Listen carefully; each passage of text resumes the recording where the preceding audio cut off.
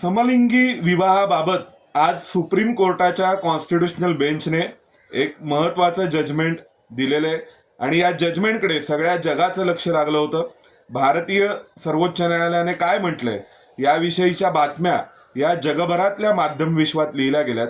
पण अजूनही भारतात किंबहुना आपल्या महाराष्ट्रातही हे असं नेमकं का म्हटलंय किंवा नेमकं काय म्हटलंय याबद्दल बरंचसं कन्फ्युजन आहे. त्याविषयी बोलण्यासाठी नमस्कार, मी सोमेश कोलगे, तुमच्या सगळ्यांचं मनपूर्वक युट्यूबवर स्वागत. मित्रांनो, समलैंगिकांना विवाहाचा लग्नाचा अधिकार असावा किंबहुना त्यांचं लग्न हे कायद्याच्या दृष्टीने मान्यता देण्यात यावी अशा स्वरूपाची एक याचिका सर्वोच्च न्यायालयात दाखल करण्यात आली होती आणि सुप्रीम कोर्टाने त्यावर कॉन्स्टिट्यूशन बेंच, ज्याला आपण संविधान पीठ म्हणतो, घटनापीठ म्हणतो, अशा कॉन्स्टिट्यूशनल बेंचचं गठन केलं. ज्यावेळी संविधानिक अर्थांचा उहापोह करायचा असतो त्यावेळी विशेषतः अशा प्रकारे कॉन्स्टिट्यूशनल बेंच गठीत केला जातो आणि त्या अनुषंगाने बरेच दिवस सुप्रीम कोर्टात एकूणच सेम सेक्स मॅरेजेस आणि याविषयी बराच उहापोह झाला, भरपूर युक्तिवाद झाला आणि मग या संपूर्ण युक्तिवादानंतर सुप्रीम कोर्ट आपलं जजमेंट आज जाहीर करणार होता, जे सुप्रीम कोर्टाने जाहीर केलेलं आहे. आता या जजमेंटकडे नीट काळजीपूर्वक पाहिलं तर अगदी स्पष्ट शब्दात सांगायचं तर सुप्रीम कोर्टाने समलिंगी विवाहांना कायदेशीर मान्यता किंबहुना मूलभूत अधिकार म्हणण्यास नकार दिलाय. मुळात सुप्रीम कोर्टाने असं म्हटलंय की लग्नाचा अधिकार हा मूलभूत अधिकार नाही. सुप्रीम कोर्टाचे 5 न्यायमूर्ती होते, त्यांच्यापैकी 3 न्यायमूर्तींनी निकालपत्र लिहिलंय. या सगळ्या निकालपत्राचा एकूण अन्वयार्थ लावायचा ठरवला तर काही मुद्द्यांवर, ज्या मुद्द्यांवर ही याचिका दाखल करण्यात आली होती किंबहुना ज्या मुद्द्यांवर भारतात गेले काही दिवस वादविवाद सुरू होते, डिबेट सुरू होते, त्या मुद्द्यांच्या अनुषंगाने लग्न करण्याचा अधिकार हा सुप्रीम कोर्टाने द्यायला नकार दिलाय. सुप्रीम कोर्ट म्हणते की लग्नाचा अधिकार हा काही मूलभूत अधिकार नाही, त्यामुळे लग्न करण्याचा अधिकार हा समलिंगिकांना असावा की नाही याविषयी संसद किंबहुना पार्लमेंट आणि विधिमंडळ कायदा तयार करेल. त्याचवेळी केंद्र सरकारने एक जे आश्वासन सुप्रीम कोर्टात दिलं होतं की आम्ही एक उच्चस्तरीय समिती गठीत करू आणि या समितीच्या मार्फत समलैंगिकांच्या विविध प्रश्नांबाबत चर्चा करू आणि त्याबद्दल एक पॉलिसी ठरवू, तर त्या समितीकडे हे अधिकार सोपवलेले आहेत. म्हणजे सुप्रीम कोर्टाने लग्नाच्या बाबतीत हस्तक्षेप करण्यास नकार दिलाय. दुसरा मुद्दा सिव्हिल युनियन, म्हणजे लग्न करण्याचा अधिकार आहे की नाही हा एक दुसरा मुद्दा आहे, पण एकत्र राहण्याचा अधिकार आहे का आणि या एकत्र राहण्याला आपण सिव्हिल युनियन म्हणणार का, म्हणजे नागरी युनियन म्हणणार का, तर त्याविषयी सुप्रीम कोर्टाचं मेजॉरिटी ओपिनियन जे आहे ते असं म्हणतं की सिव्हिल युनियनचा देखील समलैंगिकांना अधिकार नाहीये. तिसरा मुद्दा जो सगळ्यात महत्वाचा होता आणि जो संपूर्ण या प्रकरणामध्ये अतिशय कळीचा मुद्दा होता, फार सेन्सिटिव्ह होता आणि त्या मुद्द्याला अनेक विविध दृष्टिकोन होते, ते म्हणजे समलैंगिकांना एखादं मूल दत्तक घेण्याचा अधिकार असेल का. आणि तुम्ही लक्षात घ्या की तुम्ही लहान आहात, तुम्ही 3-4 वर्षाचे आहात आणि तुम्हाला दत्तक घेतलं एका जोडप्यानी आणि तुम्ही ज्यावेळी 12-15 वर्षाचे व्हाल त्यावेळी तुमच्या लक्षात आलं की आपल्या आई वडील हे समलिंगी आहेत किंवा हे काहीतरी वेगळं आहे. तर तुम्ही ज्यावेळी जगात जाल किंवा शाळेमध्ये जाल, कॉलेजेसमध्ये जाल, त्यावेळी तुम्ही कोणत्या रियालिटीजना फेस करणार आहात. दुसरा मुद्दा, तुमच्या घरामध्ये काय वातावरण असणार आहे, असे अनेक प्रश्न, असंख्य प्रश्न होते. तिसरा मुद्दा सगळ्यात महत्वाचा की समलैंगिकांनी जर एखाद्या मुलाला दत्तक घेतलं तर आज ज्यावेळी विवाहबद्ध झालेलं जोडपं कोणत्या तरी मुलाला दत्तक घेतं त्याविषयीचे नियम आहेत. जर उद्या लग्न झालेल्या नवरा बायकोंमध्ये भांडण झालं आणि त्यांनी वेगळं व्हायचा निर्णय घेतला तर त्या मुलाचं काय करायचं, त्या मुलाला नवरा की बायको दोघांपैकी कोणाच्या संपत्तीमध्ये वाटा मिळणार, यासाठी कायदेशीर प्रिन्सिपल्स आहेत जे अजूनपर्यंत समलैंगिकांच्या बाबतीत अस्तित्वात आलेले नाहीत.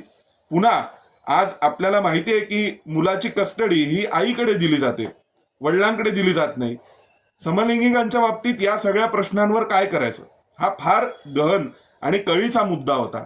यात दुसरा मुद्दा असा होता की आपण 18 वर्षाखालील मुलाच्या मताला त्या अर्थाने संज्ञानमत असं म्हटलं जात नाही, त्याविषयीचे अनेक निर्णय, लहान 18 वर्षापेक्षा लहान मुलांच्या बाबतीतले अनेक निर्णय हे त्यांचे पालक, गार्डियन किंवा आई वडिलांच्या मार्फत घेतले जातात, कारण त्यांना स्वतःला निर्णय करता येत नाही किंवा त्यांना स्वतःचं हित समजतंच अशातला भाग नाही. मग अशा वेळी संबंधित लहान मुलाची सहमती घेऊन त्याला समलैंगिक जोडप्याला दत्तक म्हणून द्यायचं का, तर त्या सहमतीला सुद्धा कायदेशीर आधार नाहीये. त्यामुळे हा अतिशय गहन मुद्दा होता. या विषयावर राष्ट्रीय बाल हक्क आयोगाने देखील सुप्रीम कोर्टामध्ये अशा प्रकारे समलैंगिकांना, लहान मुलांना दत्तक घेण्याचे अधिकार दिले जाऊ नयेत याबाबत आर्ग्युमेंट केलं होतं. या सगळ्या प्रकारावर सुप्रीम कोर्टाने म्हटलंय की ॲडॉप्शनचे अधिकार समलैंगिकांना असतील का, तर त्या बाबतीत सुप्रीम कोर्टाने स्पष्टपणे नकार दिलेला आहे. ॲडॉप्शनचे अधिकार हे समलैंगिकांना नसतील असं म्हटलेलं आहे. सरन्यायाधीश चंद्रचूड यांच्या जजमेंटचं म्हणणं आहे की समलैंगिकांना सुद्धा दत्तक घेण्याचे अधिकार असावेत, पण जे मेजॉरिटी ओपिनियन आहे सुप्रीम कोर्टाचं ते असं म्हणतंय की समलैंगिकांना दत्तक घेण्याचे अधिकार नाहीत. आता त्या पुढचा मुद्दा जो होता की right to choose person of their choice, तर या बाबतीत सुप्रीम कोर्टाने म्हटलेलं आहे की कोणाला कोणासोबत कोणत्या प्रकारचे संबंध प्रस्थापित करायचे या सगळ्याबद्दल कुठलंही बंधन असू शकत नाही. त्यांना त्यांचे पार्टनर निवडण्याचा अधिकार आहे आणि ट्रान्सजेंडर पर्सन्स जे आहेत त्यांना लग्न करण्याचा अधिकार आहे असं म्हटलेलं आहे. पण या सगळ्यात पुन्हा पुढचा प्रश्न असा आहे की म्हणून उद्यापासून समलिंगी विवाह सुरू होतील का, तर असं समजणं चुकीचं आहे. या सगळ्यासाठी लिगल फ्रेमवर्क बनवणं गरजेचं आहे. आपल्याला सर्वांना माहिती आहे की सगळ्यात पूर्वी, फार पूर्वी ब्रिटिश काळात ज्यावेळी भारतीय कायदे तयार करण्यात आले तेव्हा समलिंगिकांचे संबंध हा कायद्याच्या दृष्टीने गुन्हेगारी कायद्यामध्ये गुन्हा ठरवण्यात आला होता. पण भारतीय दंडविधान संहितेतील संबंधित कलम हे डिक्रिमिनलाइज केलं आणि अशा स्वरूपाचे संबंध हे गुन्हा ठरवले जाणार नाहीत असं म्हटलं. मग त्यानंतर आता जो पुढचा प्रश्न होता तो स्वाभाविक समलैंगिकांच्या लग्नाच्या अधिकारांबाबतचा होता. आणि जगभरात विविध देशांमध्ये याविषयी वेगवेगळे कायदे आहेत. काही देशांनी अशा प्रकारे लग्न करण्याच्या अधिकाराला मान्यता दिली आहे. त्यामुळे भारतातही काही असे समलिंगी कपल राहतात की ज्यांनी परदेशात जाऊन लग्न केलं आणि नंतर ते भारतात आले. परदेशांमध्ये लग्नाला कायदेशीर मान्यता आहे, त्यामुळे त्यांच्या लग्नाला कायदेशीर मान्यता मिळाली तिथली आणि मग तिथून ते भारतात आले. त्यामुळे त्यांचं जोडपं किंवा त्यांची युनियन ही कायम राहिलेली. पण या सगळ्यात जे असंख्य गुंतागुंतीचे प्रश्न निर्माण होतात, जे नैसर्गिकदृष्ट्या LGBTQ ज्याला आपण समलिंगी कम्युनिटी म्हणतो, त्या समलिंगी कम्युनिटीला ठरवण्याबाबत ठोस पॅरामीटर्स हे आजही उपलब्ध नाहीत. ते मेडिसिनल आहेत का, किंवा ते केवळ सायकोलॉजिकल आहेत का, किंवा ते केवळ बिहेवियरल आहेत का, याविषयी असंख्य प्रश्न अजूनही उपस्थित होतात. आणि त्या प्रश्नांवर विचार करण्यासाठी, त्या प्रश्नांचा निपटारा करताना व्यावहारिक दृष्टीने या सगळ्यात असंख्य गुंतागुंत आहे आणि कॉम्प्लेक्स सिच्युएशन तयार होते. तुम्ही लक्षात घ्या की राष्ट्रीय स्वयंसेवक संघाचे सरसंघचालक मोहन भागवत यांनी दिल्लीमध्ये असं म्हटलं होतं एका कार्यक्रमादरम्यान, ज्या कार्यक्रमात त्यांनी बऱ्याच विषयांवर संघाची भूमिका स्पष्ट केली. त्यावेळी ते म्हणाले होते की समलैंगिक व्यक्ती या आहेत हे आपल्याला मान्य करावं लागेल आणि त्यांची समाजात व्यवस्था काय असणार, त्यांच्या विरोधात भेदभाव होणार नाही याची काळजी घ्या, पण समाजात व्यवस्था काय असणार याचाही विचार करावा लागेल.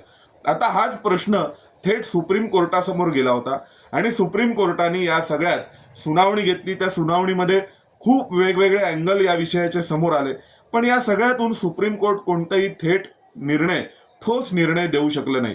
सुप्रीम कोर्टाने जो एकमेव ठोस निर्णय दिलाय तो असा आहे की लग्नाचा अधिकार हा काही मूलभूत अधिकार असू शकत नाही.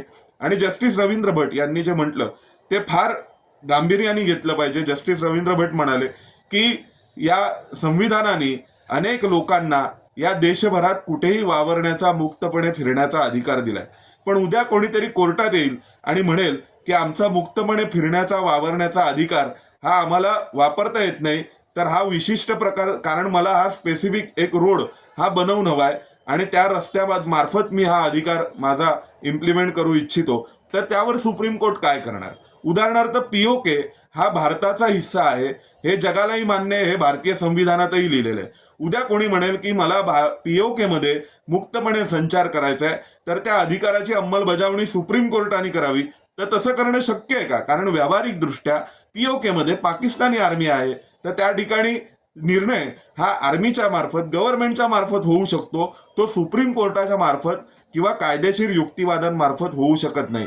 आणि तशाच अर्थाने जर आपण लक्षात घ्यायला गेलो तर अनेक म्हणजे हिंदू मॅरेज ऍक्टमध्ये मोठ्या सुधारणा झाल्या, महिलांना भरपूर अधिकार मिळाले, पण हे अधिकार संसदेने दिले होते, लोकप्रतिनिधींनी दिले, सुप्रीम कोर्टाने दिले असं नव्हतं. त्यामुळे सुप्रीम कोर्टाने या सगळ्या गुंतागुंतीत शिरल्यानंतर या सुप्रीम कोर्टाच्या जजमेंटचा अन्वयार्थ जर लावायचा असेल तर तो एकमेव आहे की सुप्रीम कोर्टाच्या लक्षात आलं की हे प्रकरण आपल्या कायदेशीर युक्तिवादातून आणि एका निकालपत्रातून सुटणार नाहीये, तर या सगळ्यावर शेवटी लोकप्रतिनिधी आणि सरकारच काहीतरी ठोस निर्णय करू शकतात. आणि ज्या प्रकारे मगाशी मी मोहन भागवतांची एक भूमिका सांगितली तशी अनेक रिलिजियस इन्स्टिट्यूशन्सनी आपली भूमिका बदलण्याची तयारी दाखवली होती.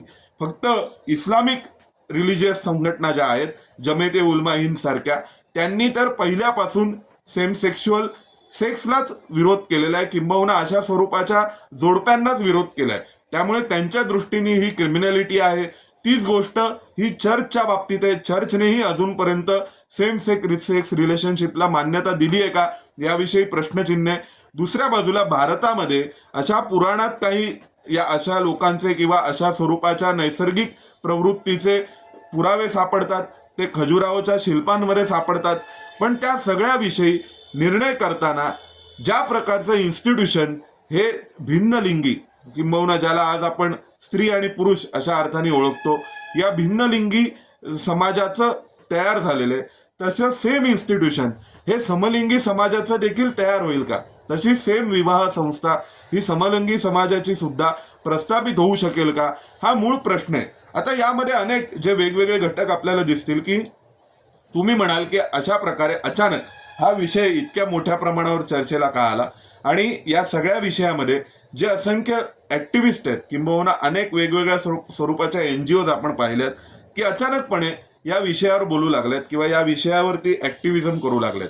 मित्रांनो, मी सांगतोय की जगभरातल्या असंख्य लिबरल फोर्सेसनी अशा LGBTQ ऍक्टिव्हिजम मला आपलं एक नवं आश्रयस्थान बनवलं. ते का तयार केलं त्यामागे एक कारण आहे. मुळामध्ये की भारतामध्ये असंख्य LGBTQ कम्युनिटीजच्या चळवळी या अजून आजपर्यंत अस्तित्वात आहेत, वेगवेगळ्या स्वरूपात होत्या. यामध्ये जे अलीकडचं अगदी नाव घेतलं जातं मोठं ते अशोक राव कवींचं आहे, जे पूर्वी रामकृष्ण मिशनमध्ये पहिल्यांदा संन्यासी म्हणून गेले होते. त्यानंतर त्यांच्या गुरूंनी त्यांच्यातलं वेगळेपण ओळखून त्यांना या विषयात काम करायला सांगितलं आणि मग त्यांनी एक हमसफर नावाची संस्था स्थापन केली आणि या संस्थेमार्फत त्यांनी अनेक वर्ष काम केलं. ते लिहितातही बऱ्याचदा, त्यांचं लिखाण मी अनेक वर्ष वाचलंय. त्यांच्या लिखाणामध्ये त्यांनी एक उल्लेख केला होता अशोकराव कवींच्या बाबतीत, म्हणजे अशोकराव कवींनी, की बिल गेट्स फाउंडेशननी एड्स या रोगावर नियंत्रण मिळवण्यासाठी खूप मोठ्या प्रमाणावर डोनेशन्स दिली आणि मग ही डोनेशन्स जगभरात विविध ठिकाणी जाऊ लागली. आणि त्यानंतर ते म्हणतात की अचानकपणे भारतामध्ये या विषयावर काम करणाऱ्या प्रचंड NGO समोर आल्या, भरपूर संस्था समोर आल्या. आज ज्या प्रकारे आपण म्हणतोय की हा जो ऍक्टिव्हिजम आहे समलिंगिकांचा, यामध्ये खरोखर समलिंगी कोण आणि केवळ अशा स्वरूपाच्या डोनेशन्सवर डोळा ठेवून, अशा स्वरूपाच्या इंटरनॅशनल फंड्सवर डोळा ठेवून समोर आलेले कोण, यामध्ये फरक करणं आता फार अवघड झालेलं आहे, हे लक्षात घ्यायला हवं. आणि हा प्रश्न जेन्युइन समलिंगी असणाऱ्या लोकांसमोरही आहे आणि हा असंख्य वेळा त्यांच्या मार्फतच समोर आलेला आहे की ज्यावेळी 2002-03 नंतर बिल गेट्स फाउंडेशननी या सगळ्यासाठी प्रचंड मोठ्या प्रमाणावर निधी दिला, कारण समलैंगिकांमध्ये खूप मोठ्या प्रमाणावर एड्सचं प्रमाण होतं आणि एड्स नियंत्रणात आणण्यासाठी म्हणून अशा स्वरूपाचा निधी दिला गेला. त्या निधीवर डोळा ठेवून किंवा त्यांच्या CSRला लुटण्यासाठी खूप मोठ्या प्रमाणावर अशा NGOज रातोरात तयार झाल्या आणि सगळेच जण समलिंगिकांच्या चळवळी घेऊन पुढे येऊ लागले. भारतातही जर तुम्ही पाहिलं तर ज्यांचा पोटापाण्याचा धंदाच NGOचा आहे असे असंख्य लोक हे या अशा स्वरूपाचे कॉजेस घेऊन पुढे येतात. स्वाभाविक यामध्ये जेन्युइन प्रश्न आहेत आणि ही एक जेन्युइन सेक्शुअल मायनॉरिटी म्हणून जगभरात आयडेंटिफाय झालेली आहे आणि त्या प्रश्नांवर काही ना काहीतरी निकाल लागणं गरजेचं आहे किंबहुना त्या प्रश्नांचा गांभीर्याने विचार होणं गरजेचं आहे. पण दुसऱ्या बाजूला अशा स्वरूपाचे लोक जे या चळवळींमध्ये शिरलेले आहेत त्यांच्या बाबतीतही गांभीर्याने विचार होणं गरजेचं आहे की जे सगळेजण या अशा स्वरूपाचे कॉजेस घेऊन कोर्टापर्यंत जाणं, वेगवेगळे प्रश्न निर्माण करणं असे प्रयत्न करत असतात, या सगळ्यावर आजचं समअप करण्याचा एक छोटासा विषय म्हणजे सुप्रीम कोर्टाने हे एक प्रकारे ऍक्सेप्ट केलेलं आहे की सगळे प्रश्न सोडवणं हे त्यांच्या अखत्यारीत नाही, किंबहुना त्यांच्या आवाक्यातही नाही. हे अनेकदा केंद्र सरकारने ज्यावेळी केंद्र सरकारने डिक्रिमिनलायझेशन करताना सेम सेक्सचं खूप समर्थनार्थ भूमिका घेतली होती, पण समलिंगी विवाहांच्या बाबतीत मात्र केंद्र सरकारने विरोधाची भूमिका घेतली. कारण केंद्र सरकारचं असं म्हणणं होतं की जवळपास 150 कायद्यांवर परिणाम होतो. म्हणजे समलिंगी विवाहांना मान्यता दिली की डिवोर्सचं काय, ॲडॉप्शनचं काय, प्रॉपर्टी अधिकाराचं काय, दत्तक विधानाचं काय, त्यांच्या मुलांच्या प्रॉपर्टीचं काय, त्यांच्या नातेवाईकांच्या अधिकारांचं काय, या सगळ्याबद्दल भरपूर प्रश्न निर्माण होतात. आणि त्या बाबतीत सुप्रीम कोर्ट सेंट्रल गव्हर्नमेंट म्हणत होतं की जवळपास 150हून जास्त कायद्यांवर या सगळ्याचा परिणाम होणार आहे. त्यामुळे व्यावहारिक नाहीये. या बाबतीचं काय करायचंय ते पार्लमेंटला करू द्या, गव्हर्नमेंटला करू द्या, आम्ही त्याची कमिटी नेमतो, आम्ही या प्रश्नाबाबत गंभीर आहोत असंही सांगतो, असं त्यांनी सांगितलं.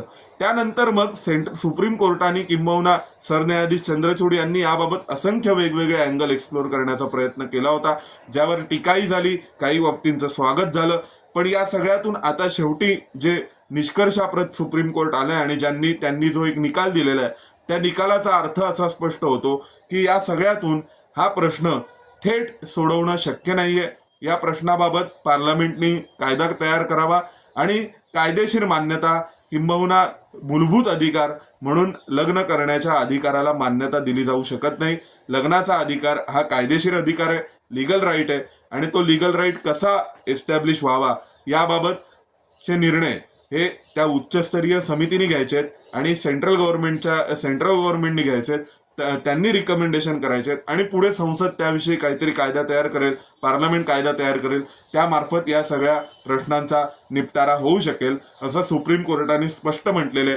सरन्यायाधीश चंद्रचूड यांच्या निकालपत्रासह अनेक इतर न्यायमूर्तींनी म्हणजे 5 न्यायाधीशांपैकी इतरांनी असहमती दर्शवण्यास नकार दिला, सरन्यायाधीशांच्या निकालपत्राला विरोध केला आणि आपलं वेगळं मत मांडलेलं आहे. आणि त्यामुळे मेजॉरिटी ओपिनियन जे आपण पाहतोय ते आज स्पष्टपणे असं आहे की सेम सेक्स मॅरेजेसना भारतात सुप्रीम कोर्टाने मान्यता द्यायला थेट नकार दिलेला आहे. आपण पुन्हा भेटू एका नव्या विषयासह. तुम्हाला व्हिडिओ कसा वाटला ते सांगायला विसरू नका आणि कमेंट करा. आवडला असेल तर मित्रपरिचितांना फॉरवर्ड करा. धन्यवाद.